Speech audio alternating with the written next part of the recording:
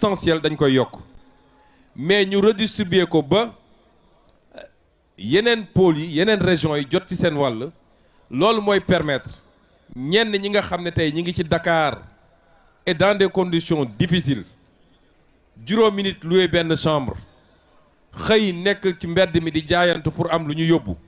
ñooñu su dee yaa ngi jóge woon Kaffrine wala Ziguinchor wala nga jóge Kaolack wala nga jóge fu mu munti doon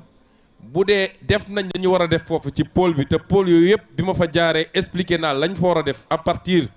du potentiel qu'il y a dans ce pôle ils préféreront repartir fa ñu dëkk am fa seen sutura loolu mooy permettre Dakar noyyi Dakar aéré balaa nga naan maa ngi sonal sa bopp di def de nouveaux pôles urbains à l'intérieur de Cap-Vert nga créer les conditions non seulement de l'exode rural mais que les populations repartent vers leur ruralité mën a am li ñuy am ci mbay mi am ko ci càmm gi am ko ci industrie yi ñuy tabax foofu am ko ci mines yi ñuy développer foofu loolu mooy suñu vision économique mais le pôle de Dakar boo ko jëlee moom li tax ñu def ko pôle moom dong en termes de superficie soo ko nattee ak yeneen pôles yi da nga naan li tax pôle Dakar nekk pôle mais yàlla dafa def depuis bi tubaab bi jëlee capitale bi Ndar andi ko Dakar ñu am une économie boo xam ne dañ ko centraliser à Dakar mu créer benn macrocéphalie lépp nekk biir Dakaru loolu tax ñu def ko pôle ñu ne pôle boobu nag lan lañ ci fas yéene def lan mooy configuration pôle bi ci jamono ji le pôle de Dakar en termes de population fait 4 100 000 habitants à l'horizon 2050 war naa nekk 6 100 000 habitants donc une progression substantielle le pôle de Dakar boo jëlee le PIB par habitant moom moo ëppale actuellement ci Sénégal yépp parce que c'est 1 800 000 francs par habitant looloo tax nag ñëpp jóge ci biti parce que yeneen pôles yi ay 400 000 francs nga fay fekk ñi ci gën a bëri le 600 000 francs y'a que le pôle est muy Kédougou ak Tamba moo egg 1 million rond mais 1 million boobu mooy 1 million sur le papier parce que or bi fa am ba tax ñu egg foofu xam ngeen ni or bi Sénégal gisu ci dara kon théoriquement c'est 1 million mais population Tambacounda population Kédougou boo leen doon seet ñoo gën a ndóol ci Sénégal ndax gisuñu xaalis bi nga xam ne moo jóge ci or bi moo jóge ci yeneen yi ñuy exploité foofu marbre bi mi ngi foofu ñu koy exploité ak yeneen ñu ne à l'horizon 2050 pôle bi dafa war a atteindre 10 millions par habitant en termes de PIB rapporté à l'habitant ñu ne lan mooy taux d'emploi bi ñi fi nekk en âge de travail war a liggéey pôle bi mi ngi actuellement à 29%. C'est le taux le plus élevé au Sénégal mais à l'horizon c'est encore très faible moo tax ñu ne à l'horizon 2050 on veut l'amener à 40%. mais loolu naka lañ koy defee lan mooy les grands projets 2050 du pôle ma commencé ko par li nga xam ne mooy la culture ndax ñu bëri dañuy laaj lan mooy place culture ci projet bi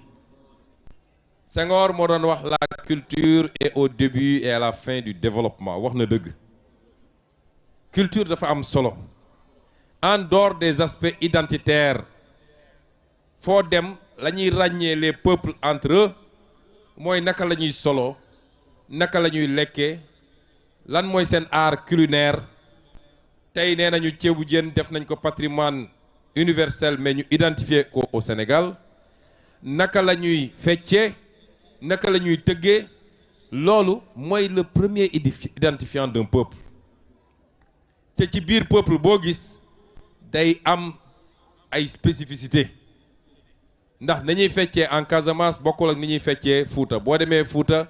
riiti lañ fay def boo demee Casamance bëgërëb lañ fay def donc culture dafa am solo ci peuple ba tax ñun dañoo fonk culture bi ñu toogee dégg ngeen y a une vingtaine de jours wala un mois li nga xam ne mooy la copie privée artistes yi yàgg koo jooy te amuñu ko y a à peu près 25 jours jàllale lañu en conseil des ministres le décret bi nga xam ne depuis des années ou des décennies artistes yaa ngi doon daw ci gannaaw loolu. dégg ngeen ñu ne Pastef fay na les droits d'auteur li muy utiliser ci campagne bi ci ay son ñun rek pour le moment laa déggagum ci ay coalition wala ay parti yu ko fay. kon ñun culture xam nañu lan mooy valeur am te bëgg nañu nitu culture di dundee culture moo tax ci pôle Ndakaaru damay commencer par le hub culturel. Dakar est déjà une attraction culturelle dañu bëgg mu doon un grand hub culturel ba commencer ko ci la ñu bëgg ci Dakar mooy mu doon la capitale culturelle de l'Afrique. tey gis ngeen depuis quelques jours lancé nañu biennale bi yàgg na fi biennale des arts des lettres etc. mais dañu bëgg biennale bi jël une dimension 10 fois plus importante que ce qu'elle est aujourd'hui mu doon une source de rayonnement de notre pays à travers le monde entier mais dañu bëgg aussi benn écosystème bu dynamique boo xam ne lépp luy industrie culturelle à travers toute l'Afrique ñu mun a am centralisation ici au Sénégal ou à défaut mu doon un des foyers forts de la culture ñu ngi koy jaarale ci cinéma bi ci la production de séries ñëpp xam nañ ni sénégalais yi am nañu capacité ci production ay séries ba léegi séries yi ñu ngi koy transcrire ci anglais ci français chaîne internationale yi sax di ko jàllale mi ngi jaar aussi ci les arts visuels di jaar aussi ci lépp loo xam ne dafa jëm ci production musicale loolu mooy premier élément bi nga xam ne bëgg nañu Dakar ni ko Senghor bëggee woon ba tax mu organiser woon le festival des arts nègres noonu la ñu bëggee dundalaat art ak culture ak léegi lu jëm ci noonu ba Sénégal doon ci benn royukaay ci Afrique